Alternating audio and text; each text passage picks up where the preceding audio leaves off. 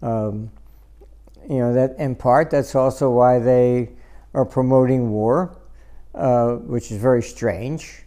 In the days of Nixon, everybody was interested in world peace. Now everybody wants war. And the main reason they want war is because war is the perfect example and excuse for a default.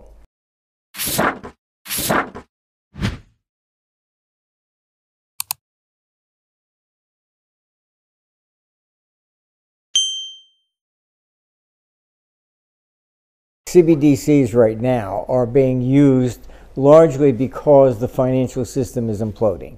They've been borrowing money since World War II with no intention of paying anything back. And the problem comes that, for example, here in 2024, the interest expenditures are going to be $1 trillion for the year. When Ronald Reagan came to power in 1980, the national debt was $1 trillion. So it's getting completely out of control at this stage in the game. And the way countries default is when you're in these Ponzi schemes, you issue new debt simply to pay off the old. If nobody buys the new debt, then you can't redeem the old one, and that's when the default comes. The state of the fiscal policy in all Western governments is they've been following down this model of just constantly borrowing. And if you go back and you see Keynes, he said during a recession, all right, you can lower taxes, which they never want to do, or go into deficit spending because people are not spending their money, they're saving. So they use that as justification to say, see, we can spend deficit. But then he said that for a recession. And they, have deficit spending during a boom time. And this is why the central banks, which a lot of people blame, are not at fault. They are in a real dilemma because Keynesian economics is no longer working. Raise interest rates to stop inflation. That was, from the 1930s when the government had a balanced budget. So raising interest rates or lowering interest rates affected us directly. Now the government is the biggest borrower. So they raise interest rates to stop inflation. Fine, we spend less. But does anybody in government say, oh, gee, the federal, the central bank wants us to spend less, so let's reduce our spending? Of course not. Yeah. And the interest expenditures go up anyhow. When our interest expenditures this year are going to be $1 trillion in 2024, compared to with the national debt in 1980 was $1 trillion.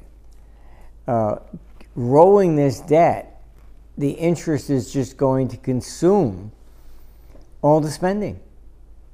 That's basically what happens. We've already reached at different points 70% of the spending of the national debt is just interest, accumulative interest, because they never pay anything off. The debt could never possibly be paid back. So this is why throughout history, governments end up defaulting. That in part, that's also why they are promoting war, which is very strange. In the days of Nixon, everybody was interested in world peace. Now everybody wants war. And the main reason they want war is because war is the perfect example and excuse for a default. War is always the means to basically default. You can go buy all the bonds on eBay, etc. from, Europe, because then you form a new government. When you form a new government, that doesn't honor the debts of the last one. Even in the United States, the revolution that we had, they said, oh, we're going to honor the debts of the Continental Congress. They never did. Not once has any government ever paid off the debt of a previous government. They all default. Even if you go to in ancient Greece, the island of Delos, which was kind of like a central bank back then, they have a a stela with a list of all the cities that defaulted. And you're going back to 400 BC and they still defaulted. There's no other way out of this. They all end up defaulting. I suppose the best example is what happened to the city of Mainz, M-A-I-N-Z, in Germany. That's where the Gutenberg press was. It was like a big dot-com bubble. And they started borrowing money, anticipating that the tax revenue was never going to decline, always increase. And they started taxing the rich. The rich left, including Gutenberg. And then they couldn't pay off the debt, and so they couldn't sell new debt to pay off the old, and they ended up defaulting. The Pope ended up excommunicating everybody, and the creditors that didn't get paid ended up sacking the city. So there's no good example where this has ever been resolved, even once. The raising taxes won't cover it, because basically capital can always hoard, not invest, and move off. And it's labor that gets, really, that's what happens. They can't hoard their labor. Okay, capital can hoard and refuse to invest. You have basically Biden proposing a 44.6% capital gains tax. So, then what's the point of investing? People won't invest, and then you'll create less jobs. And our computer's showing we're heading into a recession from May of 2024 into 2028. Raising taxes, going to CBDCs, all of this stuff will reduce the economic activity, period. And inflation is not going to subside, because we're dealing, a computer showing a decline in economic activity in the West in particular between May 7th of 2024 into 2028. And that will be perpetuated by this insanity of raising taxes that will kill investment, by Biden moving to 44.6% on a capital gains tax. Is that really going to happen? People have to understand, when it comes to money, there's no difference between a Democrat and a Republican. To keep the ball going and keep things in line, you just saw what the speaker did. He gave up everything for Ukraine. And then they're waving flags, Ukraine, on the floor of Congress. They lie about everything. If you look at hiring 80,000 IRS agents, the data's already in. Who are they auditing? People under 200,000. Yeah. Why? Because if you have a serious business, you have lawyers and accountants to do all that. All right? You don't. It's the small business guy that does it himself, whatever, and those are the people they're after. It's not Bill Gates and Warren Buffett. They always sounds nice. Janet Yellen, well, we're going to bring the auditing down to $600. And I don't think Elon Musk is selling a used bike on eBay for $600. You have, although a United States, we have basically 4 different types of economies and 4 in different cultures. You can't dictate and say, now I have power because I was elected with 52.9% of the vote, so therefore now it's my turn to oppress everybody else. That's not civilization. The debt is moving exponentially now. The Federal Reserve, as I said, with Keynesian economics, has lost control. If they raise interest rates to fight inflation, what happens? Government expenditure increases. Keynesian economics has failed. As I said, the theory was put forth during the Great Depression when the federal government had a balanced budget. So you raised interest rates, it affected us directly. Today, the government is the biggest borrower. So if the Fed raises interest rates to try and reduce inflation, we may contract, but it has no impact upon the government other than the interest expenditures can continue to rise. So there's no way out of this. The Fed cannot possibly solve the problem because it's not the problem. The problem is simply the government fiscal spending, over which no central bank has control. This is the whole purpose of the CBDCs. A lot of people understand it's more control, but it's worse than that. Okay, they see it as the means to collect more money. They think they'll be able to collect more taxes by 35%. But I don't care if you take 100% of all the money Bill Gates has, Soros, and everybody else. You don't even balance the budget for a year. I mean, it's beyond repair at this stage. So the CBDCs is more an attempt to gain absolute control.